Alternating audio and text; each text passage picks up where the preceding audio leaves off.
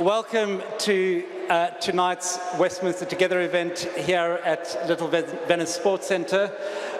Thank you so much for being here, especially on what is such a lovely summer's evening. Just a little bit of housekeeping from me to start with. No fire alarms planned, so if there is a fire alarm, it is a real thing. Fire exit is behind me on my right-hand side. That's the nearest exit for all of us. We are going to have a question and answer session. Please can I ask you, if you put your hand up, you will be passed a microphone. Oh, there are microphones on every table. If you could introduce yourselves and just keep your questions as short and concise as possible in order that we can get through as many questions as possible. So, starting off tonight, I'm just going to ask all of our cabinet who are here with us tonight to introduce themselves, and then I'm going to hand over to the Leader of the Council to say a few words. So I'm going to start at what is the back for me, Councillor Barraclough. There is a microphone on the table if you want to. Okay. Councillor Butler-Thalassis. Councillor Ormsby. Councillor Boothroyd. Councillor Less. Hello. Hello. Councillor Begum. Councillor Sullivan. Councillor Sanquest. And Councillor Jude is unfortunately not with us this evening. He had to pull out a short notice. So I'm now going to hand over to the Leader of the Council, Councillor Adam Hugg, to say some words by way of introduction. Okay. Hello. Thank you very much for coming. If anyone is still at the stalls, do come on over and join us as we kick off tonight's event. I'm Adam Hugg. I'm Leader of the Council. So this is one of our regular Westminster Together sessions with the purpose of trying to provide you with as much information about what's going on in Westminster as possible and give you a chance to speak to the relevant officers, which I hope you've already had a chance to do in the first half of this, and then to ask questions of us, the Council's political leadership, about what's going on in our city. And we want to hear from you about what you want Westminster to be like over the years ahead. So our intention remains to transform Westminster Council that combines both efficient services with a commitment to improving the lives of local people and commitment to social justice. Our Fair Westminster programme is working to try and improve the lives of people here in our city, no matter what background or circumstances they're from, giving them the opportunities to thrive here in Westminster. We're committed to continuing to try and help people through the ongoing cost of living crisis, which is why, again, we've added a further £1 million from our own reserves to support the work of that we're getting from the government through the Household Support Fund to help tackle issues with the cost of living across Westminster. So we've invested 26 million over the last 3 years to try and respond to people, helping them in the here and now and helping turn their lives around for the long term. We are building new council homes over in Church Street. The demolition is underway, seagulls permitting. Ebury Bridge, we've got delivered the first phase of one of the biggest new council projects in Westminster.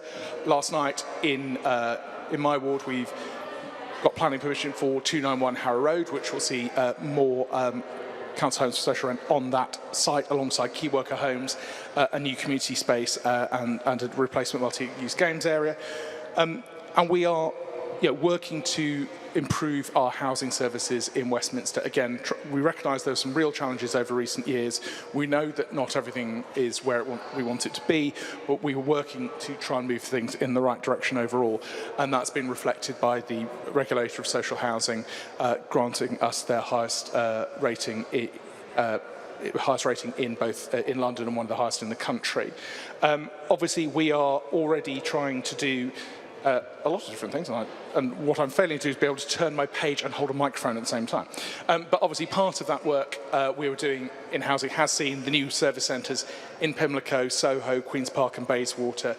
We've been really pleased to share the work of our new homelessness and rough sleeping strategy that's brought together people with lived experience, rooting our approach in both effectiveness and compassion. across the city, we're beginning to see the new community hubs come to life. Obviously, we've had the mini hubs at Charing Cross Library and Victoria Library. We've had the Exchange at Ernest Harris House up in Maida Hill, run by the North Paddington Food Bank, which is bringing people together, combining council services, the voluntary sector, to support local communities. And we're moving ahead with consultation about the new Pimlico community hub that will be launching in the early parts of next year. Because we want to work in partnership with the voluntary sector to help improve people's lives.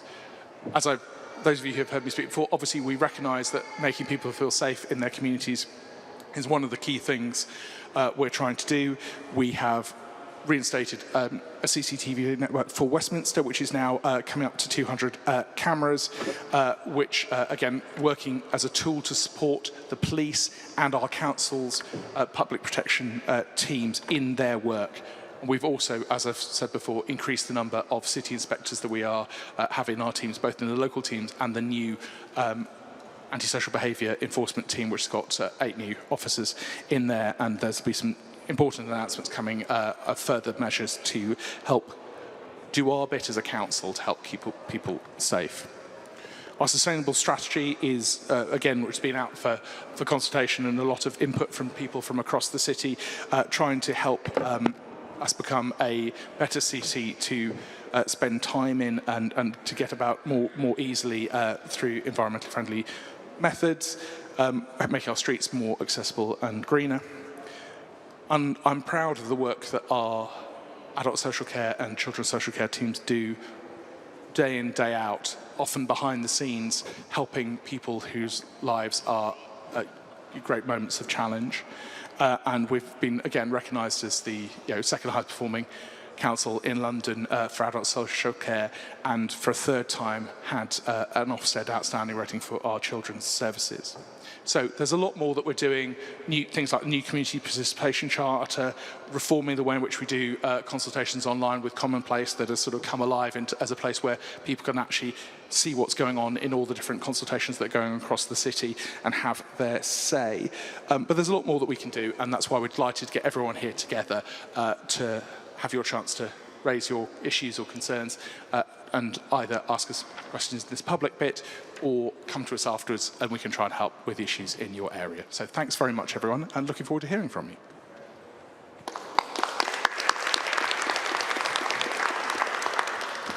Thank you, Councillor Hugg. It's now over to you to ask your questions. I should just say this is a hybrid meeting. It is being live streamed, and people online do have an opportunity to ask questions as well. So I'll be keeping an eye on the chat and posing those questions as they come up.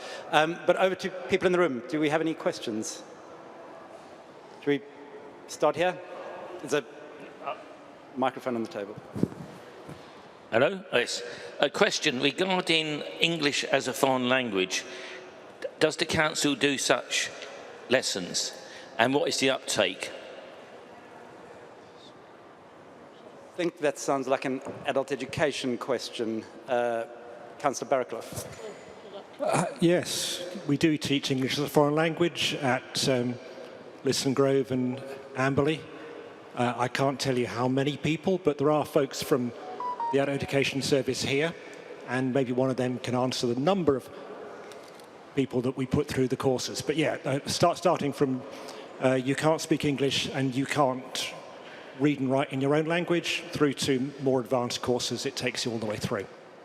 Incidentally, it's the most important thing that Waze does, because you can't make any progress in the job market in the UK unless you can read and write English. Most important thing. Thank you, Councillor Barraclough. There's a... Yeah, I just wanted to add that we also run them in the children's centres and the hubs as well, the family hubs, for parents that bring their children into the nurseries. Thank you. I thought I saw a question at that table as well, or is that not right? Oh, it was me. Hi. I have a few questions, actually. Housing has been my biggest issue for 5 years. I have a disability, and I am bound in. I'm academic, and I can't go to work because I can't have a scooter. I can't have a scooter because the flat is not suitable. I've been waiting for years. Antisocial behavior. It's appalling. I don't sleep. I beg people from council, come and stay one night and try to sleep in my flat. I live in 1 Gilbert Sheldon house. My flat is molds. I've been decounted, and I found the flat worse than it was when I left. The work wasn't finished. Those that were in charge sent letters to respond to the MP, all lies, and with all your achievements, I congratulate you as a council, but on my experience, I am living a nightmare. Thank you. And that's why I'm here today. I want answers, I want help, because I've come to a point that enough is enough. I haven't been using the bedroom for 20 months. I pay the council the rent for 2-bedroom flats. How would you feel if I didn't pay that rent for 20 months? And no one seems to listen. I feel like I'm a doormat, and I don't matter to anybody. So I want answers. Yeah. Thank you. I'm asked Councillor Begum to. Hi. I'm really sorry to hear of your situation. I will definitely, I'm here with our Director of Housing. We'll definitely take your details. Okay. We'll definitely take your details and ensure that somebody visits your home. We do a stock condition and we see how we can support you. That's not a great experience, and I can only apologize. It will definitely be in touch. Okay. Thank you. Another question from this table. Right, I'll shout loud. So there is a microphone. Hi. Just to say, I do know the councillors and that work very hard. That's not what I'm disputing. But stories like that lady is not as infrequent as what people think. And I think the issues are not being addressed in certain problems as it should be, depending where you are. And that needs to be taken up now because it's an issue that's risen a lot in every meeting. What I want to raise is that the way the wards have been divided up, Fitzrovia, please, now needs to be properly acknowledged, properly taken note of, and properly addressed in view of creating community, creating the issues you're talking about, CCTV cameras. We are not Soho, but Soho gets the help. We are not Marylebone, we are Fitzrovia, and I think now we need to be properly acknowledged. Marylebone Library, please, is not to close, but to become a hub, and to create for the Fitzrovian area, not just when it's an election, to start addressing the issues in our area from the ASB right down to creating hubs and help for those who need it. Thank you. Councillor Hugg. Thanks, Faye. If others want to come in, we can do that. So obviously, there are, as I think you know, obviously council-funded cameras in CCTV cameras that have been deployed in Fitzrovia. There are a number of them in Fitzrovia. What has happened is there's been an additional set of cameras into Soho and Leicester Square that are part funded by the local businesses. So it's a combination of funding from the SIL, from neighbourhood SIL generated by those businesses, and then long-term funding commitment by the local businesses in the area. That is on top of the stuff that is being funded directly by the council through our own revenue and capital funding. And obviously some of those cameras are in Fitzrovia, and we will look to see what more, to work with you on which sites to be added to that. In terms of Marylebone Library, I think our libraries team are here. I think we can pick up with you. Ian is just pick up with you afterwards about how we can work to make Marylebone Library better. We're committed to Marylebone Library. We think it's hugely important, but obviously really keen to hear from you about how it can be made better, as with all of our libraries, because we're looking at how we use our library estates more effectively to provide other things for the community whilst retaining the importance of books at the heart. I think you're trying to push it to Seymour. We know we're near Seymour, so you need to take into account for the residents in the so area. we can talk through the process of that. Yeah. Thank you. A question over there. It's your table, Councillor Hugg. Thank you. I've got two planning-related questions. The first is a simple one, which is that I find that even though I've registered for the local planning, to get notification of things, I find out that things that are happening in my street, right opposite me, do not get notified to me. And so I'm unable to exercise my rights as a citizen to make comments on other people's planning applications. So I'm right opposite the back of the Grosvenor Victoria Casino. Lots of work going on. Half the time I get no notification of any of the planning applications. It's very difficult to know in advance what's going on, and I think this is really disempowering for the citizens. My second point is a slightly bigger question, really, which is about enforcement of planning legislation, in particular, not so much planning, but to do with the short letting in Westminster. Again, we can see in our area massive amounts of short letting going on. I cannot believe that all these people are legally registered and they're abiding by the law, and yet the amount of enforcement that goes on seems to be minimal. Now, I stand to be corrected on that. It may be there's lots going on, but I can see the big block of flats opposite me is used for short letting all the time. Never seen any enforcement action. So I think that is something that you need to get a hold of, because it drags down the whole neighbourhood. Thank you. I think Councillor Barraclough. Yeah, happy to take that. Yeah, it is important that people know what's happening in their neighbourhood, and I'm keen to get ideas around how we can widen the extent of notifications of new planning applications. At the moment, letters go out. We spend £150,000 a year sending letters out, but clearly, we could spend £300,000 and send double the letters to double the distance. We put notices on lampposts. Those notices have been improved. They're not as good as maybe, I've been in some countries where they're 5 feet high with photographs on them, but we've simplified them and put a QR code that links you to the planning application. You can set a geofence on the planning portal, so it automatically alerts you for anything in a particular area. And your local amenity society ought to be on the case as well. Some of them are more proactive than others. But yeah, I'm keen to get ideas about how we could get more notifications out to more people. If we look specifically at short-term lets, so this is a major issue for the city.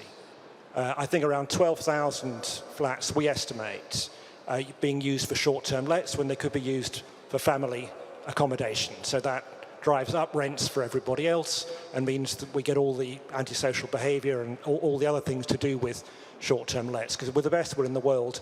No one who's staying for a few nights knows what day they should put the rubbish out. I mean, and that's the limit.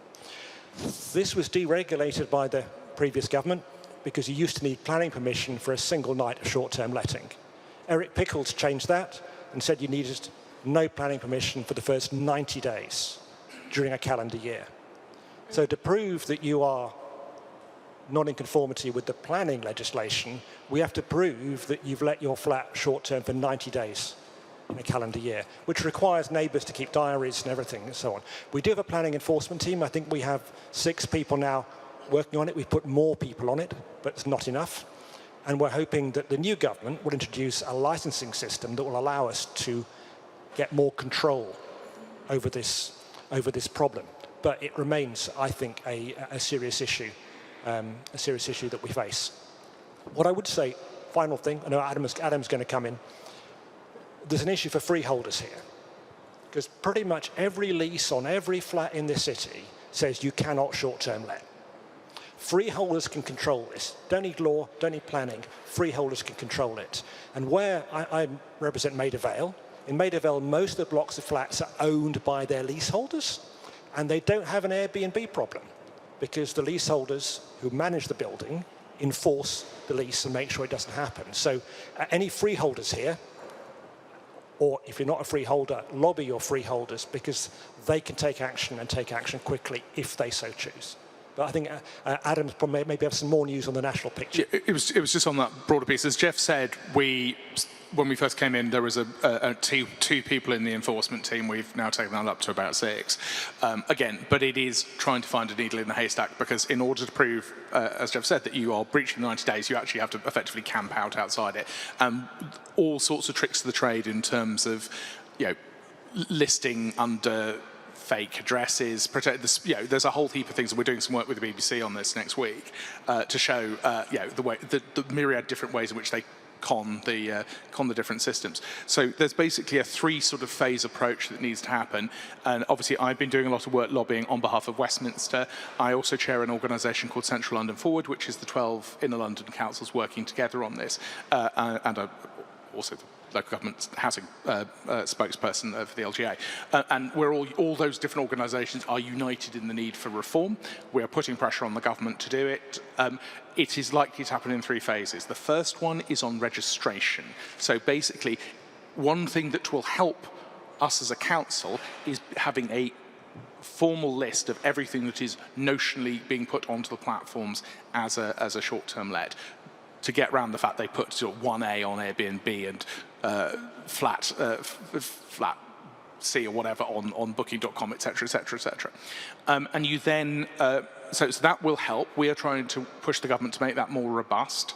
At the moment, it's obviously, there are tensions between the tourism parts, pro-tourism parts of the government and the housing parts of government that are trying to do that. But there will be, hopefully, by the end of the year, there'll be a prototype registration scheme. Hopefully that will become a more formal early next year, and we're pushing for that to be as strong as possible, so that our planning officers enforcement officers can know that's registered for Airbnb, that isn't, and that reduces the size of the haystack. Again, we think there are ways that the system could help us do that identification better. The next phase across the country is on planning reform, and ultimately outside of London, they don't have, so they didn't previously have the arrangements around planning permission. It was slightly different. It was a slightly woolly, grayer area here. So in London we have the 90-day rule. Outside, technically you have to apply for it to be a different type of use class, but there's a planning piece that needs to get sorted out, and there is the licensing thing that comes alongside that. And the previous government was going to try and allow all the existing short-term lets to be validated, basically give them permitted development rights. We are very clear that will be a nightmare, that you'd be locking in the problems that we've got now. The current government isn't going to go down that route, which is helpful, but we've got to get them into the right place on a licensing scheme that could support other things. One of the things the council is doing that will make a difference to us reducing the size of the haystack is the selective licensing scheme that we're bringing in for private rented accommodation. We're bringing in this autumn, which will mean we will have a register of everyone who is letting the properties on the short-term let thing. We'll have contact details and all those sorts of things.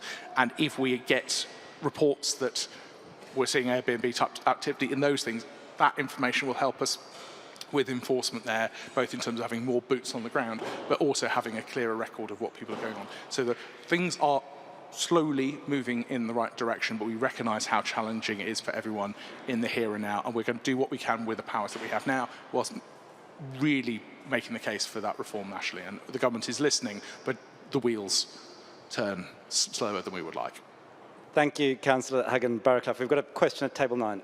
Thank you, Murad Qureshi. The only council services I use are planning and parking, parks and the gyms and what have you facilities. And for me, it's certainly noticeable that that places like this sports centre, St Mary's Churchyard, and Broadley Gardens are neglected in any indicator that you want to use. For example, if I'll be coming here tomorrow, but I'll be going on Friday to Paddington Rec, and it's noticeably different quality of the parks and facilities.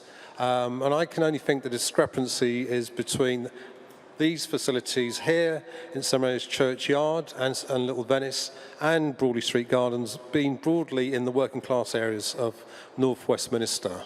I think there should at least be the same same levels of services across the borough. I can't see why the council can't attempt to attain green flag status on St Mary's Church as well as Broadley Street Gardens, and bring up Little Venice Sports Centre to the standards of all the other facilities, sporting facilities we have in the borough. I think that's well within the City of Westminster's council's capabilities of doing that.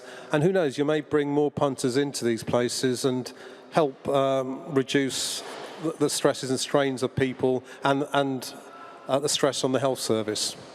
Okay, thank you. I know Councillor Sullivan has his hands full, so I might go to Councillor Sandquist first. Thanks, Murad. Yeah, I think Parks is Councillor Jude. Sorry.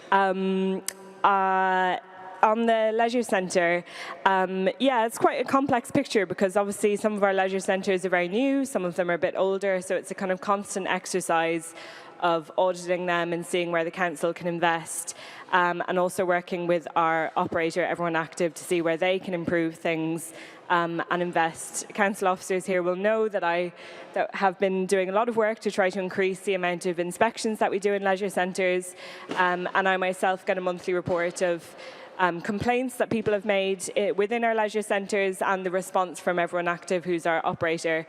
So I'd really encourage you, anything you see, take a picture, send it to me, or make a complaint. You know, some of the buildings will be older, but that doesn't mean that they shouldn't be a very high standard of cleanliness and really good facilities. So yeah, please, I can't go to all of them every day, so please send me anything that you think needs improvement. Thanks, Councillor Sandquist. Councillor Hugg. Just to follow up on that, obviously, as Cara said, we're reforming the contract, so we're looking to see what enhancements we can get over the years ahead for, and what extra investment we can place in the leisure facilities. What I would say in terms of St Mary's Churchyard, I know Councillor Hassan has been working very closely with council officers here about a scheme to improve St Mary's Churchyard, and I think obviously we're working closely with the diocese on a resolution to that, so we're really hopeful there'll be some progress on St Mary's Churchyard over the months ahead, because we recognise that's an important place, looking to build a new inclusive playground and improve the overall look and feel of the place. I don't know, Jeff, is there anything else you want to add on that? Yeah, let me say a few words about St Mary's Churchyard since we're right outside. So we're very keen to spend more of the council's capital budget where people live and where our residents do their recreation and so on. So we have been looking at Paddington Green, Paddington Churchyard and the canal side at Stone Wharf and Rembrandt. And when we took groups of people around this and we did some engagement work, the kind of wild nature of St Mary's Churchyard was something people found very attractive. So they didn't want us to turn it into a more of a conventional park. That nature of the kind of slightly, less kempt bit was something they valued. However, we are going to be able to put a much larger children's playground in there, an inclusive playground for everybody to be able to play together. We want to tidy up the graves and put more history in there, because there's some famous people buried there, notably Sarah Siddons, the famous actress of the late 18th, early 19th century. She's got her statue as well facing the west way. We want to turn that round facing the park so she gets proper preeminence that she deserves. Tidying up also the walkways and the cycleways, because getting from Church Street to Paddington is not straightforward. So that's basically the focus of the investment. That could include an outdoor gym, although that's not in the first phase. Thank you. I'm just going to quickly go to an online question, which I think is probably for you, Councillor Hugg. What is the council doing to help residents through the cost of living crisis, as many people are still finding it hard to make ends meet? Thank you. So, as I said in my remarks at the top, the council has continuously invested in cost of living support. We are doing a lot of work with different food banks and food pantries across the city. We're working with a range of different advice services, about 8 different organisations that are providing specialist support in different communities across Westminster, and we're providing additional direct payments to people who are facing particular cost of living challenges. Obviously, we're also investing in the government's household support fund that has been extended over the last few years to help target those most in need. We've got things like the rent support fund that we've brought in to help tenants who don't have their rents covered by housing benefit with some of those pressures that they face as well. And obviously we're committed to keeping council tax as low as possible. So that all those different things, but we're making that direct investment in cost of living because we know turning around people's lives is so important. That's why we've got that specialist cost of living support, but also the wider work we're doing through community grants with the voluntary sector to support organisations that are helping local people. Things like the Exchange at Ernest Harris House. The food bank runs it. It's a whole range of different support services that are helping people turn their lives around. So that's the different types of things we're doing in the community to help with the cost of living crisis. Is there anything else you want to say? Just additionally to say that from 2022 we made additional grants to 8 organisations that can provide advice to citizens that don't speak English so that they can also access cost of living support. And also this winter we had a specific scheme with Age UK for older residents because we know that, that people lost out in terms of the winter fuel allowance, and we had a specific fund to support older people access funds. Thank you. Gentleman over there. Hello, it's Alan Croft. I know it's TfL's land. What are you doing about our happy campers down Park Lane, rent-free? So we are putting constant pressure on TfL to come up with a permanent solution to the crisis. Obviously there was an eviction last week, but different sets of people have come in this week. So it urgently needs something to be built out, a hoarding or something else to actually prevent people coming back there. There is a new, we've got them to speed up the amount of time the legal process takes, because hemmed in by the law, it has taken a long time to get the relevant court orders in order to remove them previously.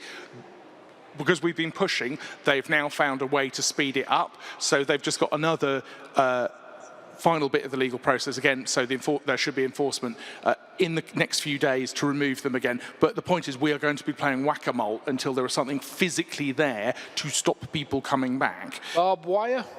I mean, I think we can probably find a way that deals with it both more effectively and do that. I think the hoardings that you've seen under the Westway have actually proved effective in those particular sites. So I think that's the route that we're encouraging TfL to go down. Obviously, we're open to other ideas that basically fill out the space, but TfL are getting better at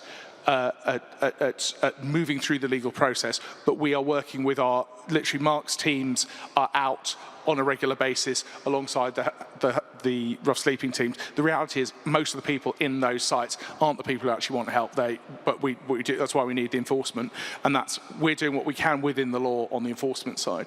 The only thing TfL is good at enforcing is yellow box junctions, which are illegal, parking tickets, speeding. Yeah, that's all they're interested in is our money. Well, I mean, they run a bus service and a tube service, but yes, I get the point. I get the point. No, but you're absolutely right. This isn't their core competence, which is a problem. But the bus service is restricted. What is freedom means 24 hours a day. So what I got a freedom pass, but I'm restricted from 4:30 to 9 o'clock. What we're trying to do, obviously, freedom pass, obviously we can take away those issues, but in terms of getting them to deal with the situation on their land here, it is not what they are used to doing.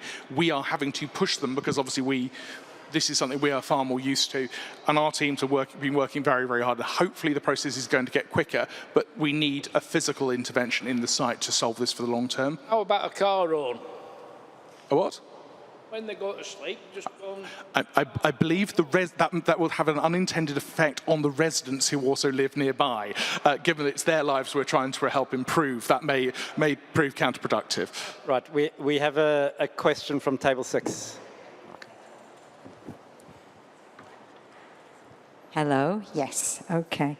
My question is about how Westminster chooses the companies and whom they contract to do work. I will give very quickly a personal example and why I got interested in this.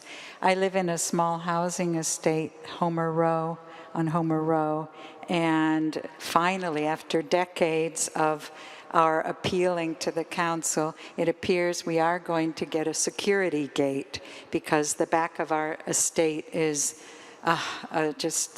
all kinds of things go on there, and it's been going on for decades. So we were called to a meeting, and a quote was offered for a security gate and some electronics involved for, get this, £220,000 for one security gate. And I told my cousin, who's a builder, he said, is the gate made of gold? I mean, and I spoke today with a very serious contractor who works in Marylebone, and I asked him, what would he charge? And he called one of his wholesale acquaintances, and they came up with a figure at tops, maybe 50,000 something, and I'm trying to understand who the council is going to. How does the council decide who they approach to do these projects, and how could someone try to charge us, because I'm a lease payer, and we would all be paying over $22,000 for the security gate. And I'm just, it's a quandary for me, and I've had other examples, and I really like to know why the council is letting this go on, because the money being wasted is phenomenal. Okay, thank you. I think I'll ask Councillor Begum to respond to the specific issue, and maybe if Councillor Boothroyd wants to say something about procurement more broadly. So we, in housing, we inherited 10-year contracts. So when I became Cabinet Member for Housing Services, I was stuck with the 10-year contracts that the council had procured in 2017.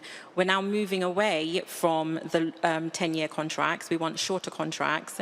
I do understand that you've had issues. We have had issues with some contractors, and we will ensure that we have more oversight and management of the contracts. So we do have a new strategic alliance, and we have a procurement plan for procuring our new contracts. So hopefully you will have a better service going forward.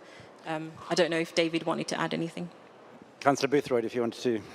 Thanks. Yeah, well, I can add a few things. Unfortunately, the way that we have to account for these things in local government, first of all, you have to make sure it's an actual competition if there's nobody in place to do it. So you have to go out and invite bids, and also you have to account for the entire cost of the project. So it doesn't just include the physical work of putting in the gate.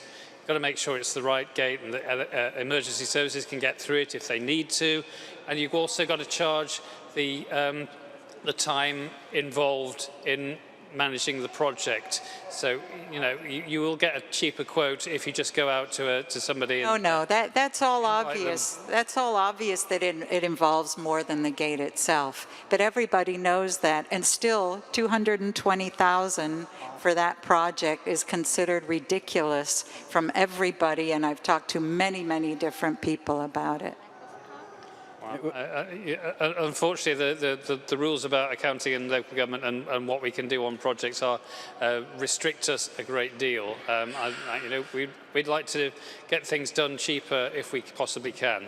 We can definitely take that specific issue away and have a look at it. Did you want to come back in, Councillor? Yeah, sorry, I was just going to say we can definitely look at the specific issue and have a look at the costings and get back to you. Yeah, so the fundamental point, as Lisa said, is we are in a contracting system that no sane person would design, and it limits that internal competition, limits the people who are available to do the work.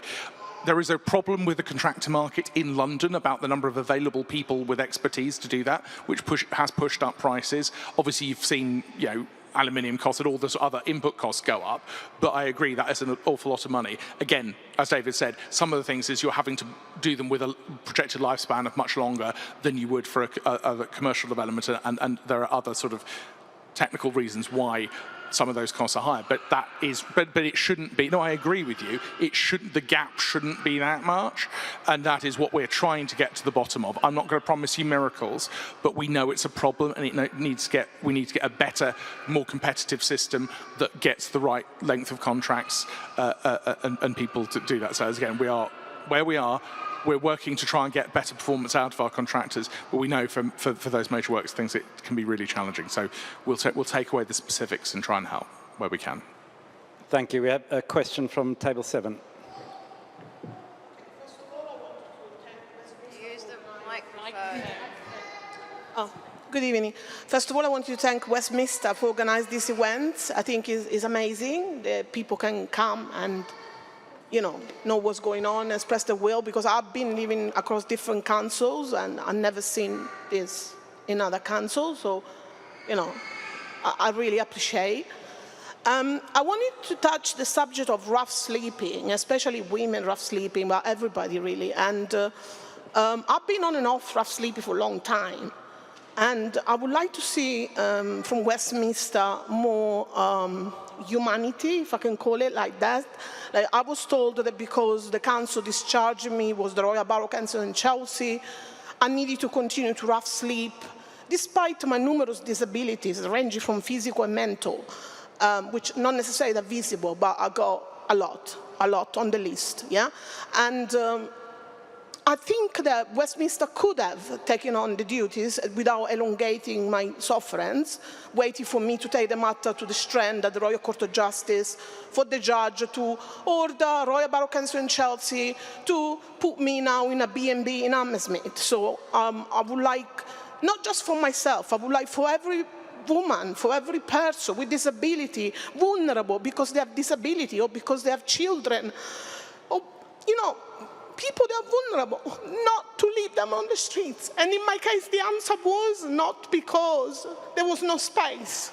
It was because just bureaucracy that could not be accepted the duties, and the story going on for years. I'm so tired, because I'm a qualified woman, educated. I came to England from abroad. I'm European to work. And I'm stuck for years since 2017 because of this situation, because the Royal Borough Council in Chelsea failed their people. And you, Westminster, are good. I would like this not to happen. Just take on the duties for people that are really struggling, because sleeping in the cold outside when you got disability, I could be there. Thank God for being here. I also want to touch the argument of rough sleeping centres, like the Marylebone project, which I was in two minds to pursue with lovely Councillor Lisa Began, because the way they treated me. However, I think that it's good to have a rough sleeping centre. It just closed down. It was the only rough sleeping centre in Westminster for women. It just closed a few days ago. I don't know why it closed. I don't know what is underneath. The patron, it's Ellie Goulding. So the head sponsor from Barclays, from National Lottery. I don't know why they're closing down. At the beginning of 26, they're going to close down also the resettlement complex needs project. It was a service that was available for people who are rough sleeping, which is not going to be there anymore. I'm saying this with a heart in my hands because of the way they treated me, as I said. I think there is a problem. The people running the project, people like Rahama, Sonson, and whatever is the other lady above her, there is a problem in hierarchy. You don't know who, when you have a problem, you can go to. If you do a complaint, nobody replies. They only help and pick and choose a certain category of people, which seem to be this, I'm very outspoken, so I don't mind saying it. They're black African people, which they haven't got rights here to universal credit or whatever. And there are black English women left on the streets, and I know all of them because I've been hanging around there for a long time, and they're suffering.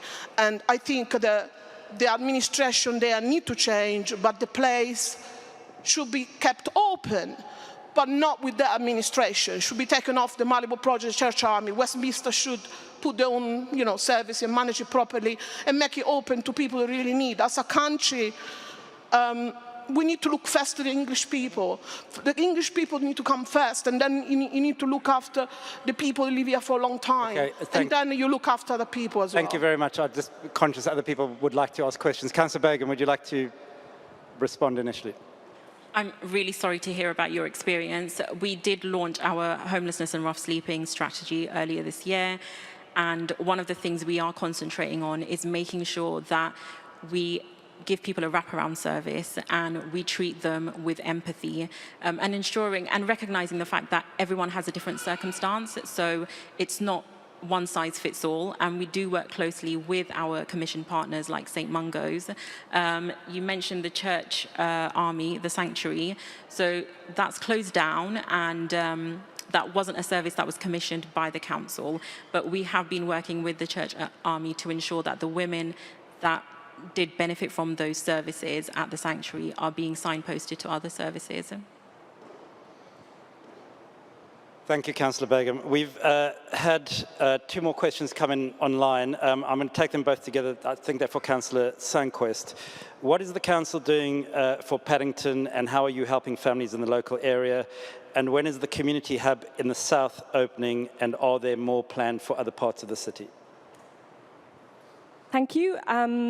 So, yes, North Paddington, we recognise as an area that historically hasn't had as much investment from the council. So we had the Fair Westminster Commission, which recognised the health inequalities that exist in North Paddington, and by that we mean Harrow Road, Queen's Park and Westbourne. Some of the really stark life expectancy gaps that exist. So as a result of that, the council launched a £10 million programme called the North Paddington programme. We're about halfway through that, the kind of time period that we set out at the start.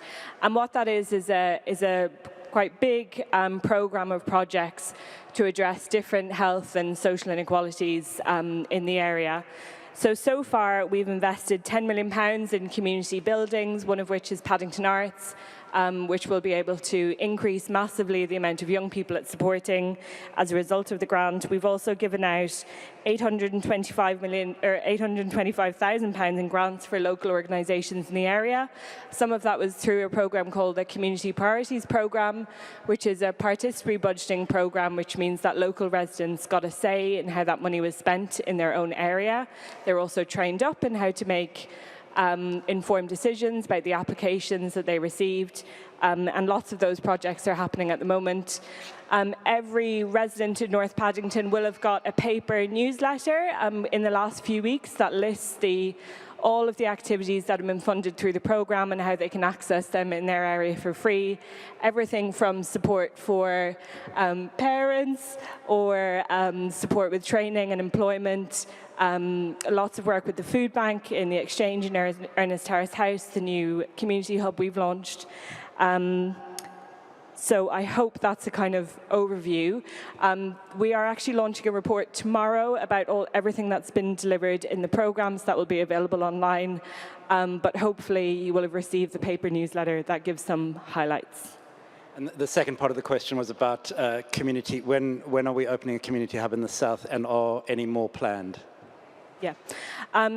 So community hubs are a new programme in the council. So we're looking to bring more place-based support to local areas, because we recognise that often council services, either accessing them by phone or by email, or potentially going to City Hall, not all of those channels work for residents.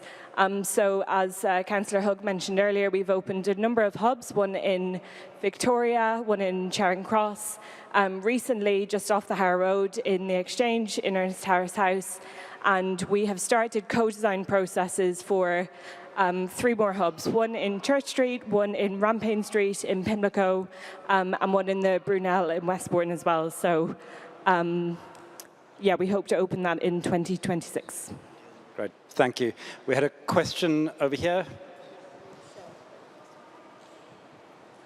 Hi, my question is really for Max Sullivan, I think, and it's about the parking on Kilburn Park Road, Carlton Vale, Randolph Avenue, around all that area, where we recently did a survey. Now, I believe the number of people who completed the survey was quite low, which I think just shows the apathy among the general public. I think it's really bad.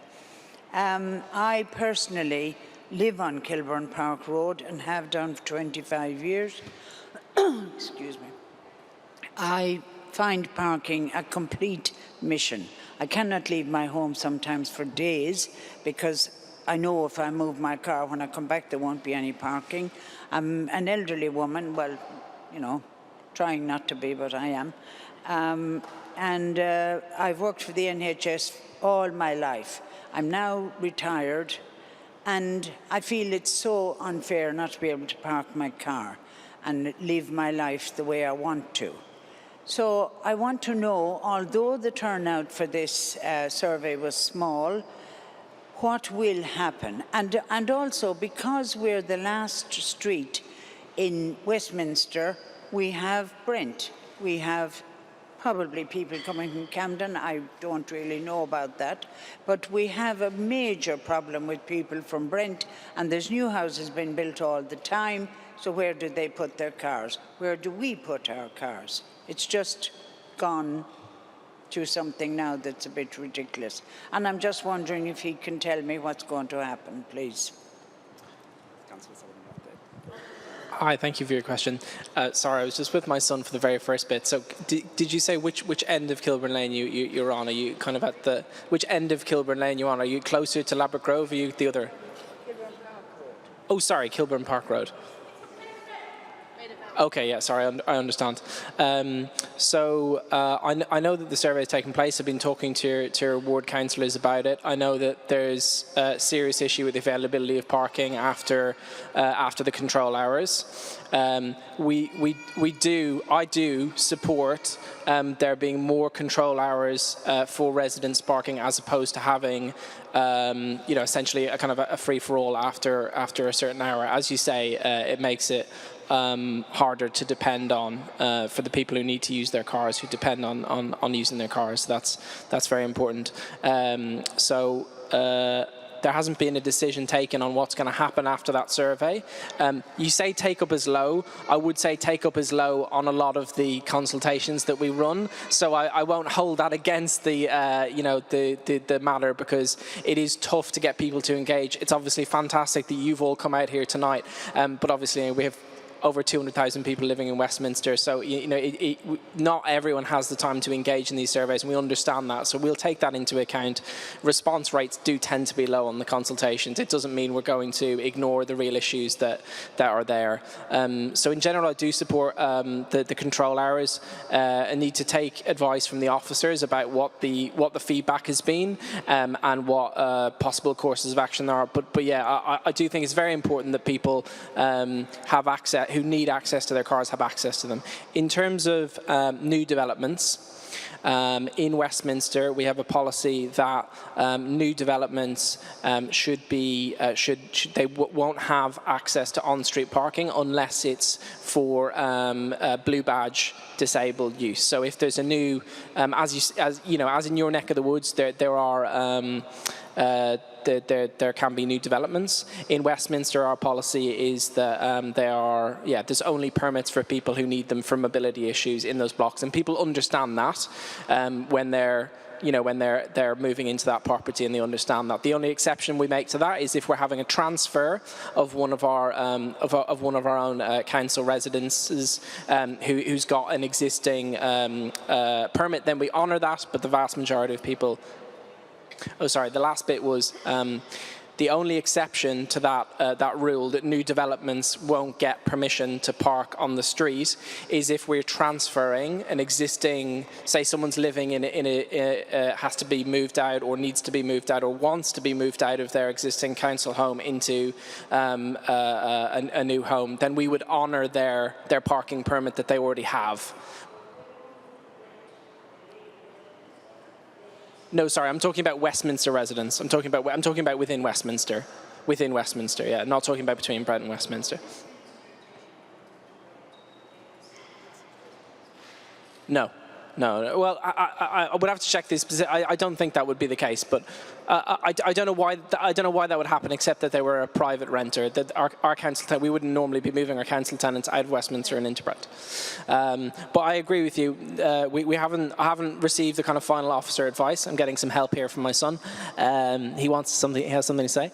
But I do support and I do understand the issues that residents are facing, and I'll work with your ward councillors to make sure that there's an outcome that protects residents like yourself.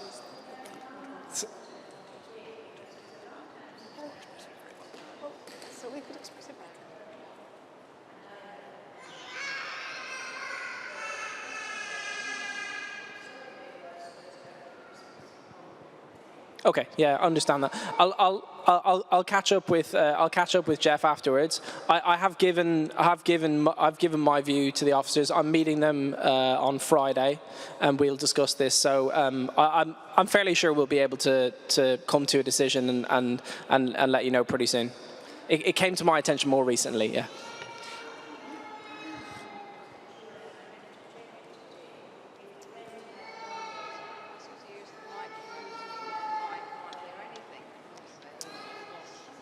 I'm unsure, but we can take all of that into consideration. Can I just suggest that the meeting was... Can I have another question? Sorry, can I just quickly, there's a gentleman over here who wants to ask a question, and then I'll come back to you. The meeting was advertised to run until 8 o'clock. We did start late, so maybe we take 2 more questions, starting with you, sir. I'd just like to ask a question about the forthcoming Notting Hill Carnival. I think it's a wonderful event, and it's famous the world over, but I understand that Westminster have made a large contribution towards the funding of the carnival this year, considering that the police have said it's becoming more and more dangerous every year. Is this a really wise investment of council taxpayers' money? Thank you. The short answer is it's precisely responding to the Met Police's concerns, which is why Westminster Council, the GLA, and Kensington Chelsea have made this one-off additional funding. So obviously the council has historically provided some funding to support the delivery of Carnival, and obviously we spend money to respond to the impact locally. The police have been working with the organisers and had a range of concerns about its operation. This is responding to those issues to make sure that the police have the level of comfort they need to make sure the event can be properly managed. We've moved a long way, so Stuart, standing there, has been in endless meetings about this, and I've been speaking to the GLA and others about this. So this is a one-time additional funding mechanism to help meet the issues that were raised in the safety report that was commissioned off the back of the police's concerns. We are making the case very strongly to central government about future years. For the first time in history that we're not just being told no. That's not the same thing as we're being told yes, but we are being told that that's something they can actively see because it has a national dimension to it. But yes, the short answer is if we didn't do this, then the operation of Carnival this year would be made more challenging. So it's enabling the stewarding to be put in and other things to respond to that safety concern. And that's why Westminster, Kensington and the GLA have all put in a bit more this year. We can, as I said, it's not vastly more, but it's money to make sure that it can go ahead as safely as possible this year. But we're each year responding to the concerns that the police are raising about crowd movements, about other pressures there. So we're listening to and working with the police on a regular basis. I mean, Stuart has been in many of these meetings, so yeah. I have nothing to add. Just to reiterate, as Councillor Hugg has said several times, it is one-off additional funding for this year, and we've been very clear about that. All 3 of those organisations have been. Unless there are any other questions, it doesn't look like. If we go back for the last question of the night. As a resident concerning its policing, the police Paul is retiring, or he got retired, and we see police less in our area, and we don't have cameras at all. There have been breaking-ins, and there have been a lot of stuff going on in Hull Park Estate, and our flats are not covered at all. Is anything that could be done, or? The person to ask is sitting right in front of you, Councillor Less. So Paul Reddin, the former police officer who used to police the Little Venice ward, is now a city inspector at Westminster Council, but he works in the south of the borough. He does still come down to say hello to the businesses and speak to the residents on his days off and in the evenings, because I've seen him myself.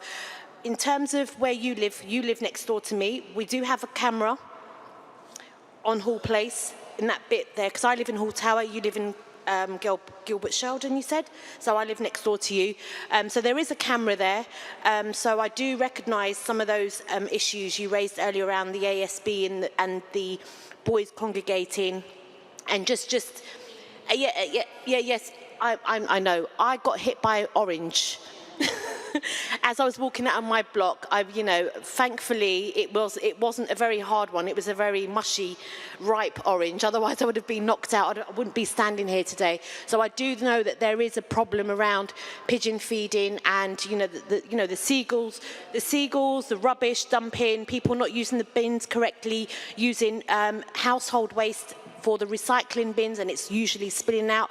Veolia do come out and they do pick up the rubbish, and our cleaners are really, really good on Hall Place Estate as well, so they regularly clear up the rubbish and make sure that they're in, because we've got loads of rats, loads of foxes around, they're not scared of anyone, and squirrel. So so I totally understand your concerns. So we do have a camera on Hall Place. We've actually got 7 cameras around the Little Venice ward. We've got 3 by Paddington Green, by the college and St Mary's Churchyard, and we've got 1 on Hall Place, because I know that square, that triangle bit within, between your block, my block, Braithwaite Tower and Adpar Street is a problematic area for congregating. But I mean, generally they're not causing any harm, but sometimes it can be quite intimidating, and at night they're quite loud as well, particularly when the weather is quite warm and people are out for longer. But totally understand your concerns. Thank you. Right, I am really sorry. There is one more question from somebody who hasn't asked a question yet. So, next year, early next year, rough sleeping will be legalised. But we haven't been told any detail about it. We've just been told it's going to be legalised. The gentleman that brought up Park Lane, moving people away on Park Lane, I'm assuming that can be done at the moment because rough sleeping is not legal. Although, no, rough sleeping is legal. It's not. I don't know, Councillor, did you want to? I'm not aware of the. It is not legal according to the government. No. So to be clear, the previous government, so there was the existence of the Vagrancy Act. I can explain once you finish your question, but the answer is it's more complex. But my question is if because there is no detail, and I'm all for the lady on table 7, we should be looking after our homeless, and money should be there for housing the homeless. We do not want vulnerable homeless people on the street. But here's a good example. We don't want a camp either set up that you can't move. How will this work next year when it's legal? What are the details? So, to be clear, it has been legal for quite some time. There has been the Vagrancy Acts that was there in the background, which was contradicting other bits of legislation. The previous government removed it. Previous council leader, Nikki Aitken, when she was an MP, actually played quite a big role in getting it taken off the stock. So there's cross-party agreement on need for reform of it. What then happened was that there was a several-year delay in actually coming up with the alternative powers that would replace some of the mechanisms that were in the Vagrancy Act. So what's happened recently is that they've confirmed how it would be replaced.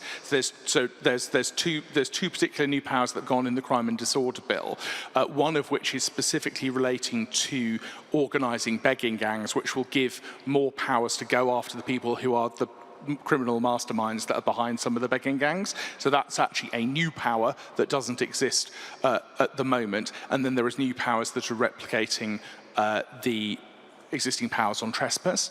So the situation with the thing on Park Lane is as it has been for a long period of time. As you may remember, back in 2017-18, there was a big problem then. Obviously, it died away during COVID, and then has started coming back since then. So that's not around the Vagrancy Act. The issue is around the law of possession, which is why you have to go through. Because it is obviously TfL's land, you have to go to the court to get a possession order, and then you have to go to the court to get a writ of possession in order to remove people. That is the case, and that has been the case legally for many, many years. That's not about the new powers at all at the moment. So that is the process. As of this week, TfL have been able to, we, as part of the lobbying, have changed their legal strategy and have more effectively cutting the time between the first bit and the second bit. So they're not having to do a new possession order, they're doing something called a writ of restitution, which has been applied for and got yes and will hopefully now be implemented over the next couple of weeks. So that is a step forward. So it's not related to the Vagrancy Act.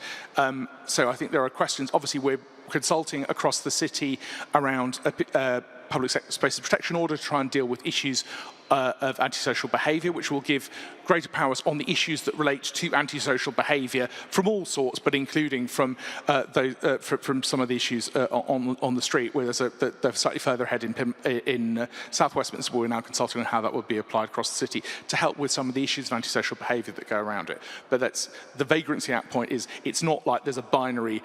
It was illegal, now is legal. It has been legal in general terms for a long period of time. The Vagrancy Act was repealed in, I think, 2021, 22, and then, but it's just been in legal limbo since then, so the new powers have been updating that going forward. So there are certain things, as in the stuff around the gangmasters for begging gangs, will be greater powers than they've got at the moment, but the issue around removal of people who are on dangerous places like the Westway or Park Lane, those powers remain, but we are getting the legal process moving through quicker.